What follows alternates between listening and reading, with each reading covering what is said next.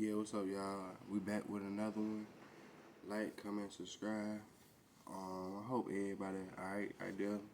The tornado. Um, little issue. Not no issue, cause I don't care about no comments. Positive comment. I'm gonna tell y'all again. I will comment. Negative comment.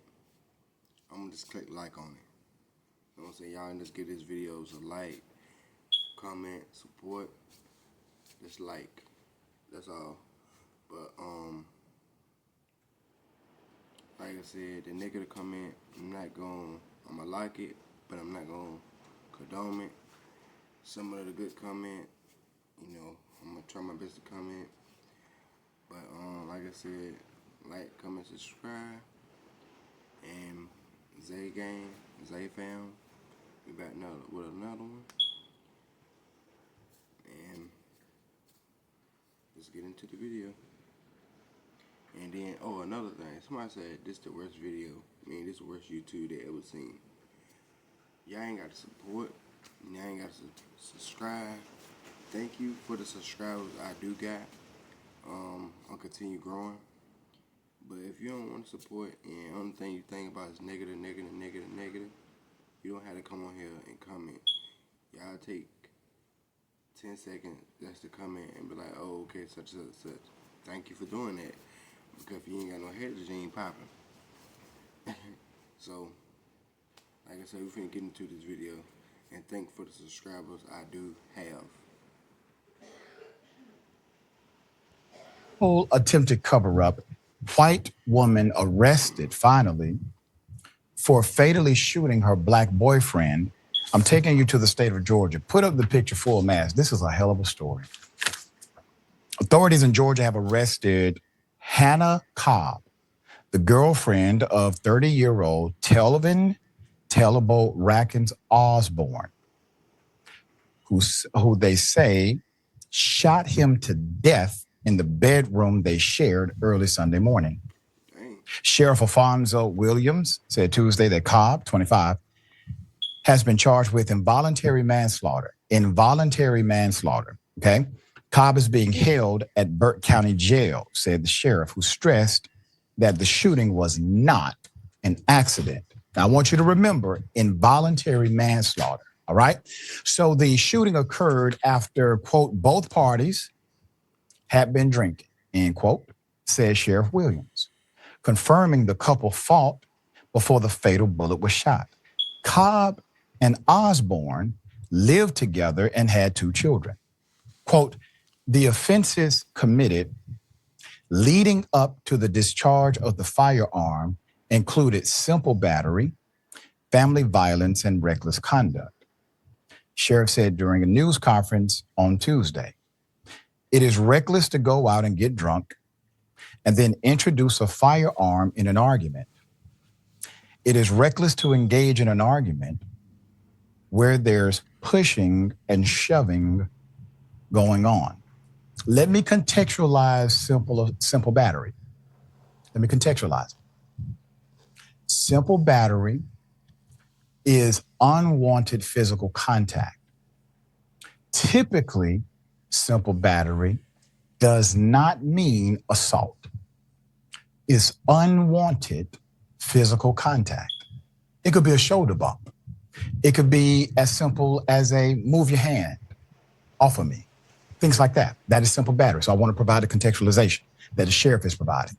Sheriff Williams said investigators worked the last 2 days interviewing friends, family members, and other witnesses before they, quote, were able to secure warrants and make an arrest in this case.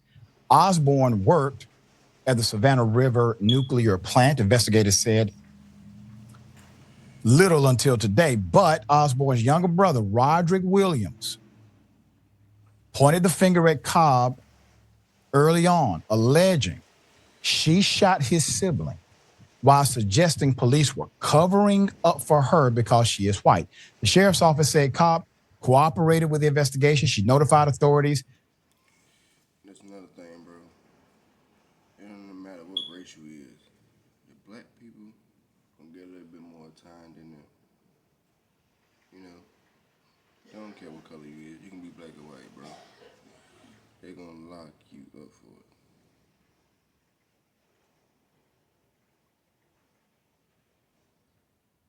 So look, they found it's like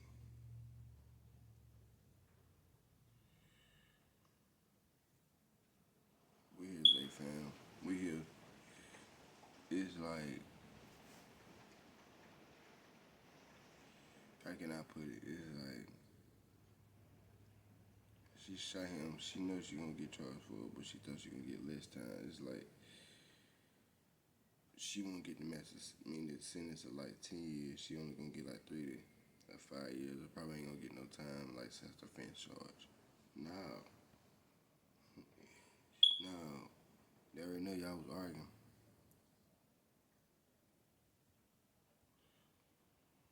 We here, Zay fam. We here. It's like they know y'all got to argue, and it's like boom, you just shot the man. Okay, he whooping your ass, and all of a sudden, oh, you shot him. You don't know what was going on in the altercation, but it's like, you know you're gonna get charged for that. Osborne had been shot online. Speculation ran wild following a post from the brother who shared his thoughts on Facebook in a lengthy post about the investigation that had generated 744 shares at the time and 250 comments as of Monday evening.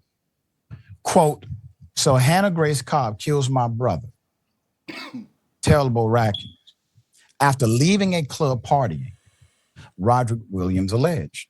Quote, she claims she went home and cleaned a damn gun and shot him in the head, he said. Anybody out there knows something doesn't sound right about that? Sheriff Williams has confirmed that Cobb was not cleaning her gun when the incident occurred. I understand frustration of the brother because this woman wasn't initially charged. She was able to proclaim this affirmative defense saying it was an accident until, as the sheriff said, they had to then talk with witnesses and talk with family members and secure an arrest warrant. Wait a minute. You have a dead person. You have a live shooter. What question do you need to incarcerate them? Now, the victim's brother goes on to ask why Cobb didn't put her gun. And she's saying all this right here. And it's like, you know you meant to kill him. And if you was cleaning your gun, and everybody know they got common sense, you ain't check to see if there's a bullet in there. You ain't, why it ain't even on safety.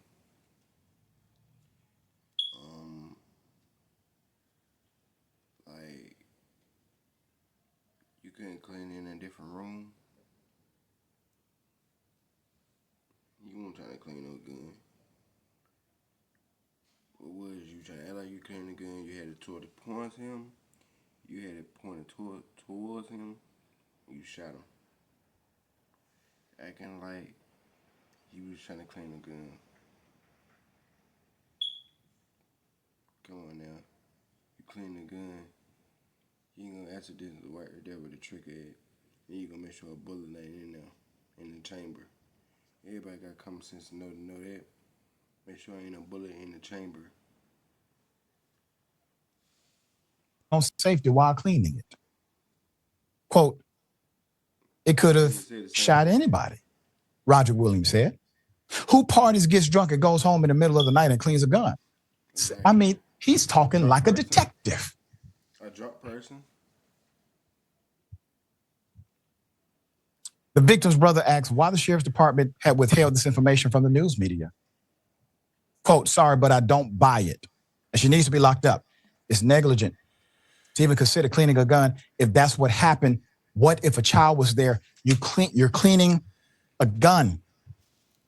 You had to pull the trigger on the gun. So WTF, was your finger around the trigger? This is ridiculous. Once again, the young brother is providing the same level of investigative prowess we would expect from the law enforcement agency. So you're drunk, but you went home to clean a gun. You're intoxicated, but you're cleaning a gun. Is your gun always not on safety? Why was This was me. allegedly of Cobb dancing at a club just hours before his brother's shooting?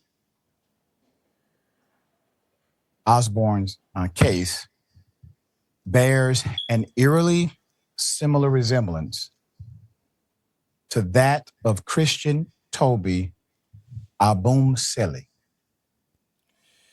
Like I said, I'm gonna say it again. You don't really know what's going on in the next situation. Y'all keep on playing with these girls, bro. Keep on, yeah. Keep on thinking y'all can have y'all cake and eat it too. Keep on thinking like everything's a game, bro.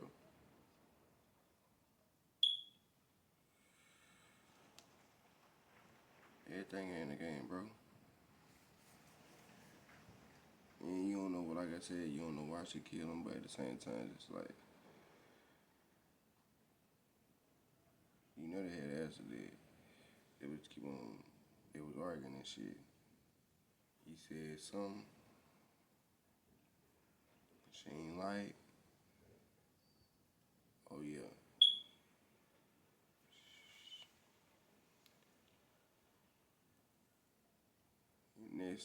Next, what he gonna say is, oh, okay, well, she charged, she gonna get 5 to 7 years.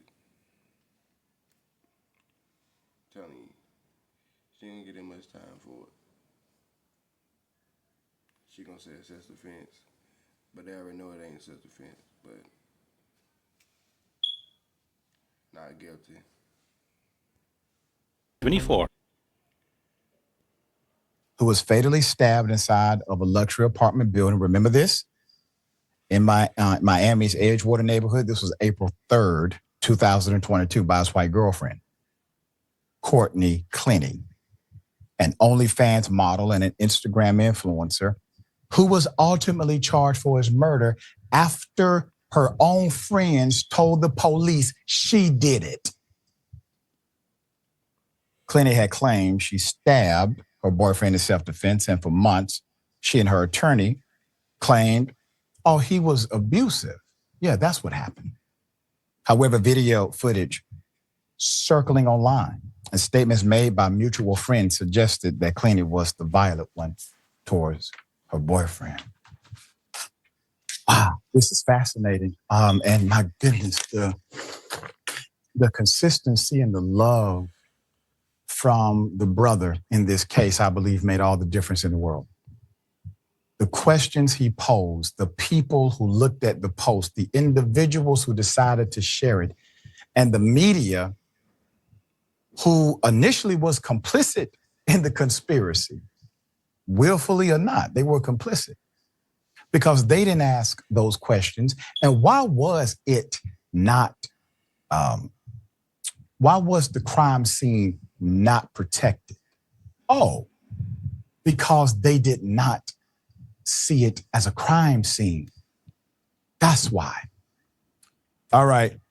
This is one of those very nuanced stories where a brother is able to get significant investigative information that clearly establishes a circumstantial and somewhat forensic case against the person who killed his own brother. He does this online and all of a sudden there's a charge.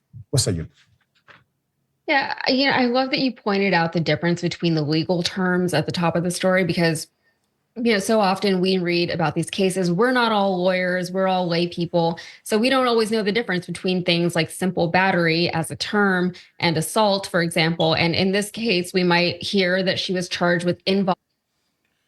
Oh, y'all keep on talking about a simple battery. Shooting somebody and have a physical. There's not no simple battery. What's simple about that?